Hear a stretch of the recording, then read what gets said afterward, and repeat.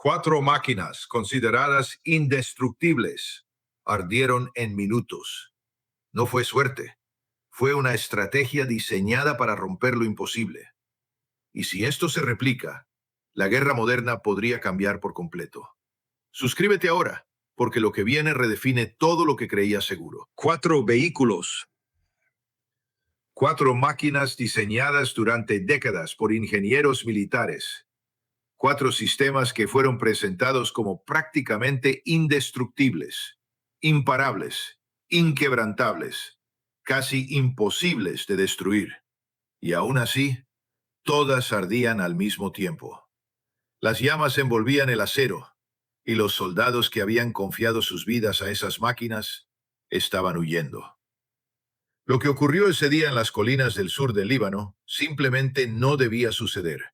No según los manuales, no según la estrategia, no según décadas de doctrina militar construida cuidadosamente alrededor de una idea central: que estas armas daban a las fuerzas israelíes una ventaja casi decisiva sobre cualquier enemigo. Pero hay un detalle clave. Hezbollah no sigue esos manuales, y lo que prepararon en silencio durante meses cambió completamente el escenario.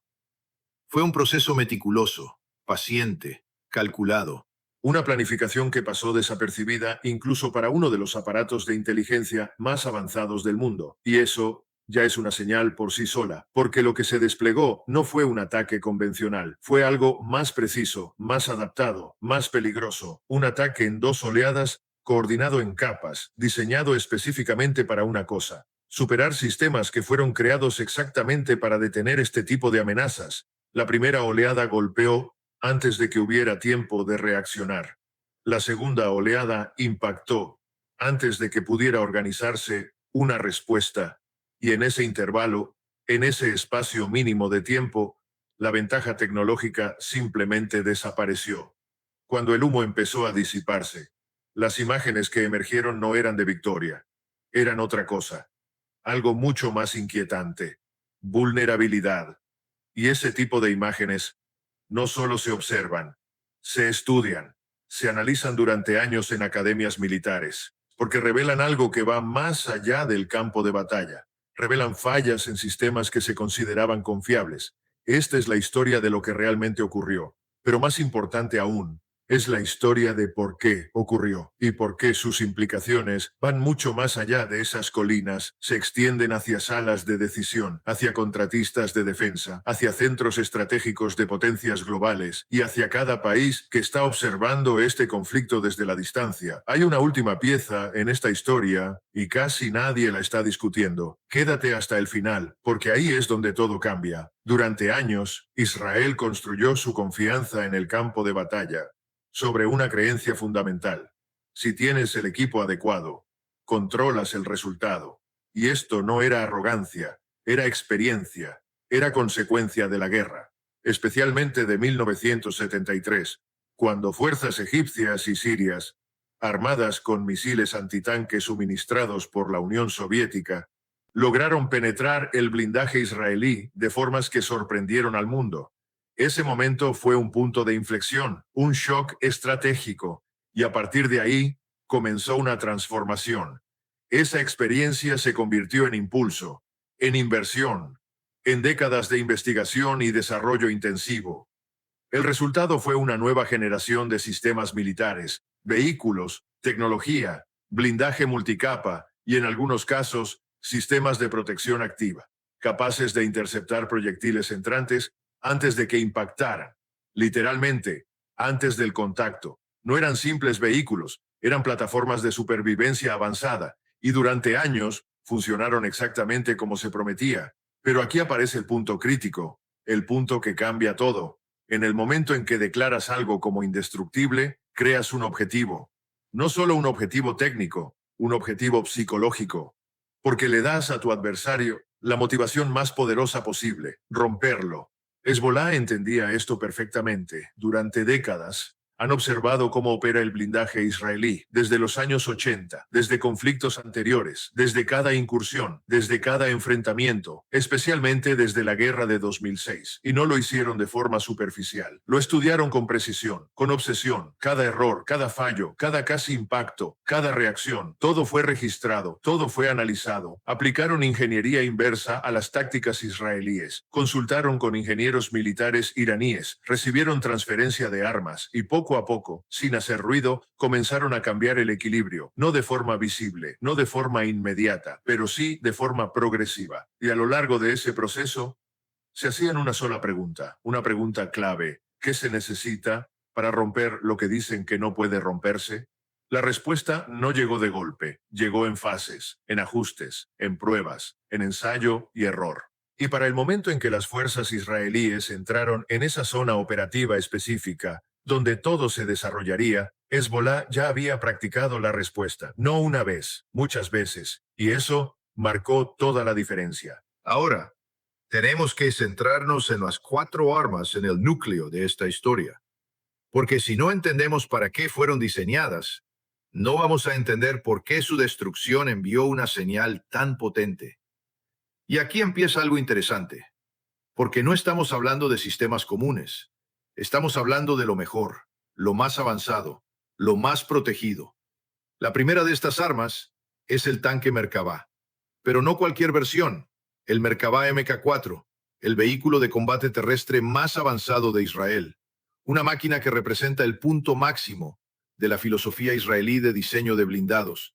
Y esa filosofía tiene un principio central. La prioridad absoluta es la supervivencia de la tripulación. Todo gira en torno a eso. Por eso, el motor está ubicado en la parte frontal del vehículo. No es un detalle menor. Es una capa adicional de protección, una barrera entre el impacto y los soldados. El interior del tanque también fue diseñado con un objetivo claro: maximizar las probabilidades de supervivencia en escenarios donde otros vehículos simplemente fallarían. Ahora, hay otro elemento clave: el sistema Trophy, un sistema de protección activa que se convirtió en referencia global. Detecta amenazas, las rastrea y las intercepta en fracciones de segundo, antes del impacto. Misiles antitanque, granadas propulsadas, todo eso puede ser neutralizado antes de tocar el blindaje. Y esto no es teoría. Trophy ya había salvado múltiples tripulaciones en operaciones reales. Su desempeño fue tan consistente que incluso el ejército de Estados Unidos lo adoptó para sus propios tanques Abrams. Eso dice mucho, y sin embargo, ese día, en el sur del Líbano, los Merkava ardieron. Ahora, deténgase un segundo aquí, porque esto rompe una narrativa completa. La segunda arma es el Namer, un vehículo blindado de transporte de personal, pero nuevamente, no es un vehículo común. El Namer significa leopardo y está construido sobre el mismo chasis del Merkava. Eso lo convierte en uno de los transportes de infantería más protegidos del mundo. Más de 60 toneladas de peso, diseñado para algo muy específico: llevar soldados a través de los entornos más peligrosos posibles: combate urbano, combate rural, zonas saturadas de amenazas, armas ligeras, RPGs y EDS. Todo eso forma parte del entorno para el que fue creado. Y aún así, el Namer fue diseñado para resistir. Incluye sistemas de protección activa, blindaje reforzado, capacidad de supervivencia elevada. En cualquier evaluación objetiva, uno de los vehículos más resistentes jamás construidos para transporte de tropas. Y sin embargo, ese día, en el sur del Líbano, los Namer también ardieron. Ahora pasamos a la tercera arma, y aquí es donde muchos se equivocan, porque no parece un arma. Es el bulldozer blindado D9, pero en realidad es una de las herramientas más importantes en operaciones terrestres israelíes. El D9 es enorme, un bulldozer Caterpillar modificado, cubierto con placas de blindaje grueso, equipado con vidrio balístico, diseñado para operar directamente en zonas de combate. Su función es crítica: despejar terreno, eliminar obstáculos, abrir caminos, permitir que el avance continúe. Ha sido utilizado durante décadas, en Gaza, en Cisjordania, en el Líbano, y por su tamaño y por su protección, era considerado extremadamente difícil de neutralizar. Los operadores habían sobrevivido situaciones que serían mortales en otros vehículos. Y sin embargo, ese día, el D9 dejó de moverse. La cuarta arma es aún menos visible en el imaginario público. Un vehículo de ingeniería blindado, especializado, diseñado para operar junto a unidades de tanques. Su función no es atacar directamente, es permitir que todo el sistema avance, eliminar obstáculos, abrir brechas, mantener el movimiento. Y aquí hay algo importante. Cuando destruyes este tipo de vehículo, no solo pierdes una unidad, detienes toda una columna, detienes el avance completo. Entonces, tenemos 4 sistemas, 4 capas, 4 funciones distintas: poder ofensivo, protección de infantería, control del terreno, apoyo de ingeniería. Y Hezbollah golpeó las 4. Ahora, aquí es donde el análisis se vuelve serio, porque esto no fue aleatorio, no fue suerte, no fue caos, no fue una emboscada improvisada, fue diseño, fue cálculo, fue ejecución. El análisis posterior del ataque revela algo más profundo, un nivel de sofisticación estratégica que ha dejado a analistas militares tratando de entender exactamente lo que ocurrió. Y la clave está en algo muy específico: la estructura de 2 oleadas. Primera oleada, no para destruir, para saturar. Hezbollah lanzó múltiples ataques simultáneos, cohetes, misiles, municiones diversas, desde diferentes ángulos, con un objetivo claro: forzar a los sistemas Trophy a activarse, a disparar, a gastar sus interceptores, porque Trophy no es infinito. Tiene un número limitado de respuestas, y si lo obligas a reaccionar lo suficiente, puedes agotarlo. Esto en teoría militar tiene un nombre: ataque de saturación, sobrecargar el sistema, forzarlo más allá de su capacidad. Pero lo que hizo esto diferente fue la precisión.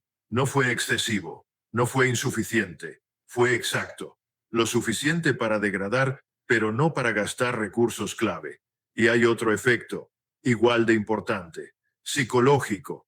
La primera oleada obligó a las tripulaciones a cerrarse, a reducir su visibilidad, a reaccionar en lugar de anticipar. Y eso crea condiciones para la siguiente fase, la segunda oleada. Y ahí todo cambia, porque en ese momento se desplegaron los sistemas más avanzados: misiles guiados, tecnología transferida a través de canales iraníes. Algunos analistas apuntan al Cornet, un sistema de guía láser con ojiva tándem, diseñado específicamente para derrotar blindaje reactivo y sistemas activos. Otros sugieren que incluso se usaron sistemas más avanzados, desarrollados en programas iraníes, con conocimiento directo de las especificaciones del Trophy. Y aquí está el punto crítico: la segunda oleada impactó cuando los sistemas de defensa ya estaban agotados, y el resultado fue devastador. Pero hay un detalle que casi nadie está mencionando: esto no funcionó solo por las armas, funcionó por el momento y por la ubicación. El terreno fue elegido previamente: meses de observación, meses de inteligencia. Conocían las rutas, conocían las posiciones, sabían exactamente dónde estarían más expuestos los vehículos y dónde posicionar sus equipos. Las posiciones de disparo ya estaban preparadas: túneles, estructuras subterráneas, puntos de salida y retirada, todo diseñado para aparecer, atacar y desaparecer antes de que pudiera haber respuesta efectiva. Y el tiempo fue sincronizado al segundo, con múltiples unidades coordinando, usando sistemas de comunicación adaptados para resistir interferencia electrónica. Esto no fue improvisación, fue una operación ensayada, y esa diferencia lo cambia todo. Ahora, tenemos que mirar lo que ocurrió después, porque aquí es donde la historia deja de ser táctica y se vuelve estratégica. Las consecuencias inmediatas no fueron solo físicas, fueron visuales, fueron psicológicas. Y eso importa más de lo que parece. Las imágenes comenzaron a circular: vehículos en llamas, soldados evacuando bajo fuego, tripulaciones abandonando sus máquinas con una velocidad que indicaba urgencia total. Algunos vehículos ni siquiera pudieron ser recuperados.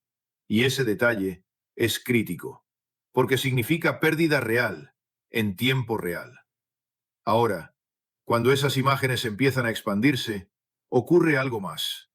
La narrativa cambia. Los tanques Merkava, los Nammer, Vehículos diseñados para resistir impactos extremos mostraban daños en zonas que deberían haber sido las más protegidas. Y eso no es solo una imagen impactante, es una señal. Una señal que atraviesa todas las comunidades militares del mundo.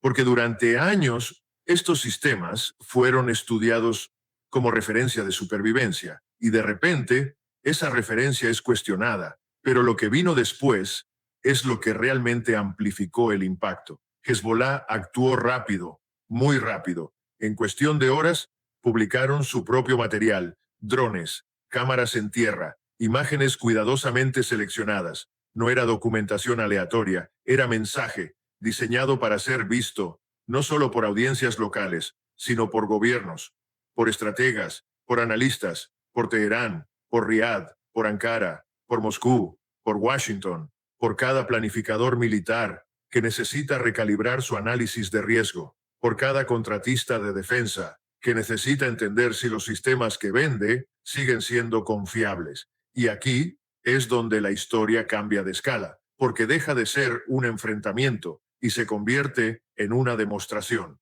una prueba de concepto. Hezbollah no solo destruyó vehículos, demostró algo que muchos ejércitos han estado evitando discutir públicamente, la tensión fundamental en el corazón de la guerra blindada moderna.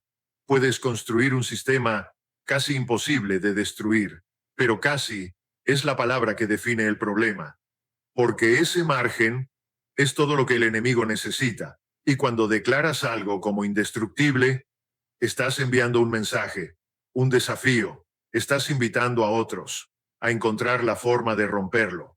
Y cuando lo logran, no es solo una victoria táctica, es validación, es evidencia, es argumento. Hezbollah no solo derrotó 4 vehículos, creó un precedente, y ese precedente tiene alcance global, porque ahora cada actor, estatal o no estatal, está observando, está analizando, está preguntándose lo mismo. ¿Vale realmente el costo del blindaje avanzado occidental? ¿Vale la inversión? ¿Vale el riesgo político? Y esa pregunta ya está circulando. En Moscú, en Pekín, en Pyongyang, en Teherán, en cada lugar, donde la brecha tecnológica está siendo evaluada, porque esa brecha se está reduciendo y lo que antes parecía una ventaja clara, ahora empieza a erosionarse. Ahora hay una pregunta aún más inquietante y es una que nadie está diciendo en voz alta, pero todos están pensando, si un actor no estatal puede lograr esto, ¿qué sucede cuando un Estado aplica la misma lógica con más recursos, más tecnología, más capacidad? Ese escenario cambia completamente el cálculo. Y aquí es donde debemos profundizar más, porque lo que este enfrentamiento revela sobre la evolución de la guerra antitanque es profundamente importante. Durante décadas, la doctrina fue clara: más tecnología, más protección, más supervivencia. Ese era el modelo. Blindaje compuesto, blindaje reactivo, sistemas activos como Trophy, todo diseñado para mantener la ventaja. Pero lo que se demostró aquí es que ese modelo puede estar alcanzando su límite. El concepto de ataque en saturación es escalable. No necesitas una superarma, necesitas volumen, necesitas coordinación, necesitas tiempo. Si puedes lanzar suficientes amenazas, puedes superar cualquier sistema. Y la matemática es brutal. Si Trophy puede interceptar un número limitado, entonces cualquier adversario, con suficientes recursos, puede superarlo. Y aquí entra otro factor: el costo. Porque este no es solo un problema técnico, es económico. Un tanque Merkava cuesta millones, 3, 4 millones de dólares. Los misiles usados en saturación cuestan una fracción, y el arma final, la que ejecuta el impacto decisivo, puede costar decenas de miles, no millones. Eso crea una asimetría, una lógica económica que redefine la guerra moderna. Y esto es profundamente desestabilizador. Pero hay algo más, y es importante no perderlo de vista. Israel no se detuvo, no colapsó, no dejó de operar. Respondió, se adaptó. En horas y en días hubo operaciones, ataques aéreos, artillería, movimientos terrestres, impactos reales sobre posiciones de Hezbollah. Entonces, Esto no cambió completamente el equilibrio, no de forma inmediata, pero sí cambió algo clave, la percepción. Y la percepción, en guerra, es poder, porque lo que ocurrió fue una demostración, no una victoria total, una señal. Y el aparato militar israelí entendió eso. No hubo negación interna, hubo análisis, evaluación, adaptación, preguntas clave. ¿Qué falló? ¿Qué debe cambiar? ¿Cómo mejorar los sistemas? ¿Cómo ajustar las tácticas? Porque esa es la realidad. No ganas todos los enfrentamientos. La verdadera pregunta es otra. ¿Aprendes más rápido que tu enemigo? Y aquí tenemos que dar un paso atrás, porque para entender completamente esto, hay que entender a Hezbollah hoy, no hace 20 años. Hoy, porque muchas narrativas están desactualizadas. Se habla de Hezbollah como grupo militante, como proxy, como organización irregular. Pero eso ya no describe completamente la realidad. Hezbollah hoy es una fuerza híbrida, con estructura, con logística, con mando, con control, con capacidad comparable a ejércitos nacionales medianos, y su arsenal es avanzado. Misiles guiados, drones, capacidades antibuque, sistemas antitanque sofisticados, y esto no ocurrió de la noche a la mañana. Es el resultado de décadas de inversión iraní, de experiencia en Siria, de aprendizaje continuo, de estudio constante del adversario. La organización que luchó en 2006 no es la misma. Esto es otra cosa, más compleja, más preparada, más peligrosa, y todo esto ocurrió mientras el mundo miraba en otra dirección. Gaza, Ucrania, Asia, otros conflictos, y mientras tanto, el sur del Líbano evolucionaba, en silencio, a través de operaciones en zona gris, ataques limitados, reconocimiento, drones, intercambios pequeños, pero constantes, cada uno una lección, cada uno datos, cada uno preparación. Ahora, miremos el futuro, porque aquí es donde la historia continúa. Este tipo de enfrentamientos no quedan aislados, generan respuesta, generan presión. Israel no puede ignorar esto, no puede permitir que se establezca un precedente, y eso empuja la escalada. Los ataques aéreos aumentan, la retórica se intensifica, las opciones se amplían, y cada paso sube el nivel. Pero aquí está el riesgo real. Esto no es solo Israel contra Hezbollah. Hezbollah opera dentro de un sistema, un eje, coordinado con Irán, con múltiples actores: Gaza, Yemen, Irak, Siria. Y este ataque no fue aislado, fue parte de algo más grande, una señal calibrada, dentro de una estrategia regional. Y eso es lo que realmente preocupa, porque cuando múltiples actores se mueven dentro del mismo marco, el riesgo de escalada aumenta exponencialmente. Y esa es la pregunta que queda abierta, la que define lo que viene. Esto no termina en esos vehículos destruidos. Lo que vimos es una señal de cambio en la forma en que se libra la guerra moderna. Las ventajas que parecían sólidas ahora están siendo puestas a prueba en tiempo real. Y lo más inquietante es que este tipo de táctica no es única, es replicable. ¿Estamos viendo el inicio de una nueva fase donde la tecnología avanzada deja de ser suficiente o solo una adaptación puntual que será rápidamente contrarrestada? ¿Este tipo de ataque redefine el equilibrio entre actores estatales y no estatales o simplemente expone fallas que ya existían pero no se habían hecho visibles? ¿La respuesta a esto será una escalada inevitable o un rediseño estratégico que cambie la forma en que se enfrentan estos conflictos? Esto no es una conclusión, es el inicio de un debate mucho más profundo. Quiero leer tu análisis, compártelo, deja tu opinión en los comentarios, y si quieres seguir entendiendo lo que realmente está pasando, suscríbete.